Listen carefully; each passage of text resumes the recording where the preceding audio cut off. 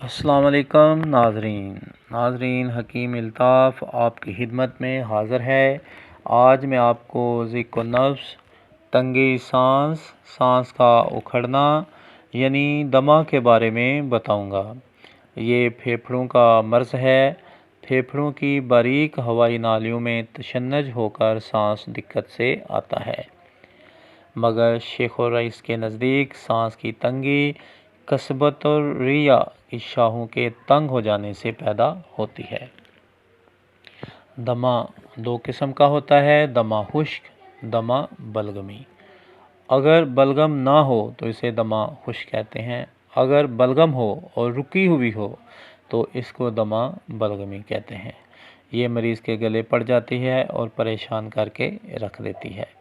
اس کے کئی اسباب ہیں: ٹھنڈی، بادی اور لیس دار چیزوں کا بکثرت استعمال، نزلہ زکام، پرانی کھانسی، باوگولا، ہوا لگنا، سنگ تراشی، معدہ اور انتڑیوں کی خرابی، کارخانے کا دھواں، کپاس کے کارخانے میں کام کرنا، گرد و غبار، اون کے کارخانے میں کام کرنا جس سے الرجی ہو جاتی ہے اور یہ مرض لاحق ہو سکتا ہے، سینے کے عضلات کا ڈھیلا ہونا۔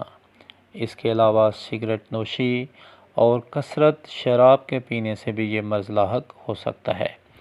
دمے کا دورہ اکثر رات کو ہوتا ہے۔ خفیف کھانسی اور دم کشی کی شکایت ہوتی ہے۔ بے سکونی بڑھ جاتی ہے، نیند اچاٹ ہو جاتی ہے۔ اس مرض کا دورہ پڑتا ہے اور مریض بستر پر اٹھ کر بیٹھ جاتا ہے۔ ناظرین، دمے کا علاج جو ہے آہستہ آہستہ ہوتا ہے، لیکن طب میں اس کا علاج مستقل ہے۔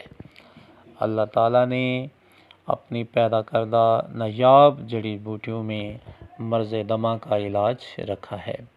میں نے کئی سالوں کی محنت کے بعد دمہ کے لیے ہربل دمہ کورس تیار کیا ہے۔ خدا نخواستہ آپ یا آپ کا کوئی عزیز مرض دمہ میں مبتلا ہے تو مجھ سے رابطہ کریں۔ میں ادویات بذریعہ پارسل بھیج سکتا ہوں۔ ادویات کا طریقہ استعمال اور پرہیز پارسل کے اندر موجود ہوگا۔ میرے ایڈریس سکرین پر موجود ہیں۔ ناظرین، میرے دمہ کورس کا کوئی سائیڈ افیکٹ الحمدللہ نہیں ہے، کیونکہ دیسی طریقہ علاج میں کوئی سائیڈ افیکٹ نہیں ہوتا۔ اگر آپ دمہ کورس منگوانا چاہتے ہیں تو مجھ سے رابطہ کریں، انشاءاللہ شفا ہوگی۔ شکریہ، جزاک اللہ۔